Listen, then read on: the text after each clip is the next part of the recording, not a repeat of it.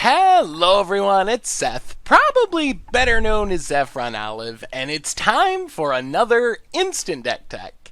So Thursday means it's Tier Thursday here in Instant Deck Tech land, and this week we are heading to Legacy to look at what might be my favorite deck in the format. This is a deck I'm calling Freewind Red Legacy Edition. I don't know, there's probably another name for it, but it's very much like the Freewind Red deck that I love so much in Modern, but amped up a little bit with some Legacy cards. And this deck has kinda snuck its way to the top of the format. Last time I looked, it was the 5th most played deck in the MTG Goldfish database. So this is an actual tier deck that has the ability to compete in one of Magic's most powerful formats. So this build took the player to a 5-0 finish in a competitive Legacy League on Magic Online. However, it's a tier deck, and most of the builds are fairly similar, and it has a lot of results. But congrats to the player anyway on their finish with the deck.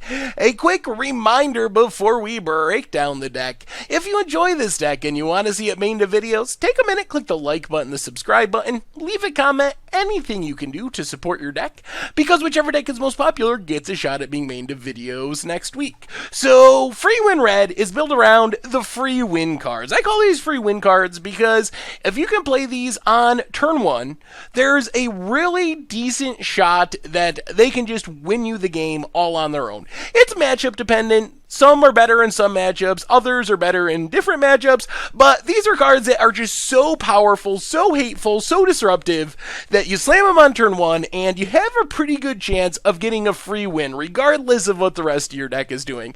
So Blood Moon and Magus of the Moon give the deck 8 moon effects, and much like Modern, Legacy is a format built around fetching for dual lands, in this case the original dual lands, but a lot of decks don't have many basic lands running around, so if you can play a Blood Moon on turn 1 or a Magus of the Moon, it can keep some players from just playing Magic. They just can't really do anything. In other matchups, it's Chalice of the Void that you really want. Against Delver-type decks, Storm-type decks, Chalice of the Void on 1 is just game-ending. It locks down a really high percentage of the non-land cards in their deck. And Trinisphere is good against a really wide portion of the field. It's good against Miracles. You can't just play your top, flip your top. You gotta pay 3 mana for everything. So it's good against Delver, good against Miracles, good against pretty much anything except random big mana decks, the kind of the Trons of the Legacy format, where you're looking to like cloud post out stuff, and those decks aren't all that common, but if you run into those, Trinisphere's a little less good. But there's so many decks are playing Brainstorms and other cantrips and Swords to Plowshares that Trinisphere's just a really powerful effect at locking people out of the game.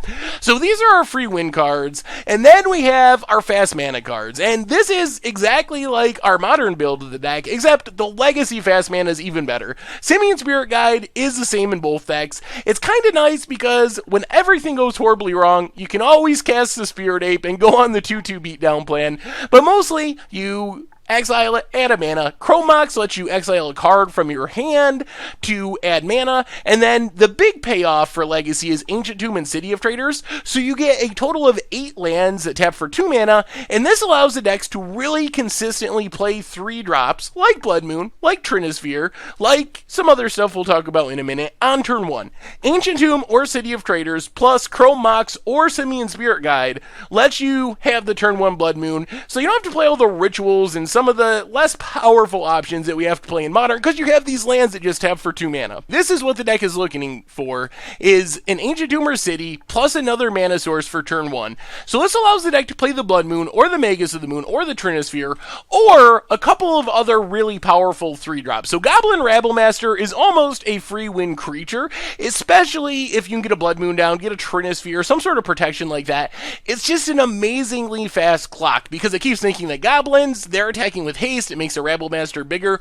So if you play this on turn 1, and then back that up by a Trinisphere or a Chalice of the Void on 1, you can really just beat your opponent down over the course of like 4 turns, 3 turns, with just Goblin Rabblemaster as your clock. Sin Prodder's a little different, but it generates card advantage every turn, or most turns, depending on your opponent, and what they choose. It's either going to draw you a card, or it's going to deal some damage to your opponent. Plus, it's a 3/2 with Menace, which isn't a great clock, but on turn 1, 1, it's going to get in some damage over the course of the game.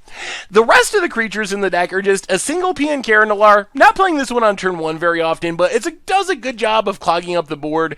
Can also give you some direct damage, shooting things at your opponent's face. And remember, in the late game, you can sack your Chalice, your Trinisphere, along with the tokens for Pien Karin. So you have a lot of fodder for shooting things at your opponent. And then Phyrexian Revoker, just kind of a hedge. There's many more in the sideboard, but can catch a Jace the Mind Sculptor, a Sensei's Divining Top, something like that to disrupt the opponent. The big finishers in the deck are Chandra Torch of Defiance, and of all things, the commander card, Fiery Confluence. So Chandra ultimates relatively quickly. It can kill a decent amount of stuff with the -3. Plus, you can just plus it for card advantage, so you're drawing extra cards, and if you decide not to draw cards, or you don't need to draw cards, you can deal damage to your opponent. It makes it a really awesome card for a deck like this, because if you're digging for a hate piece, you can use Chandra to find it with the +1, and then, if you have the game kind of locked in, Chandra is also the finisher. Fiery Confluence, a little bit strange,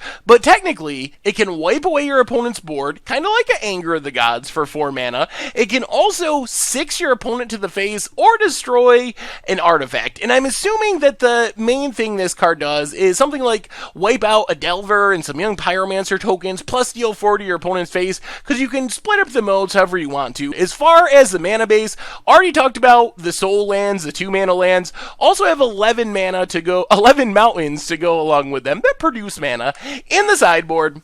And these probably bear explanation, because people always ask about these and I never explain them well enough.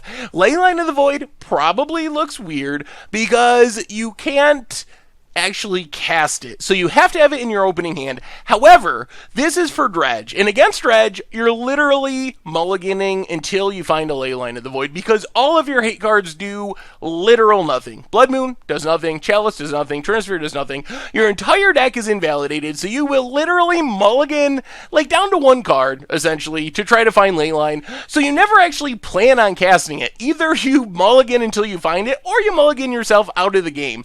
Ashen Rider is a little different. You don't have to mulligan for it as aggressively, but this is to deal with show and tell type decks. Your opponent casts a show and tell, puts an Emrakul into play. That would be a major problem for our deck, but if we have an Ashen Rider, we're like, okay, we put an Ashen Rider into play, exile your Emrakul, and we get a 5/5 to beat you down with.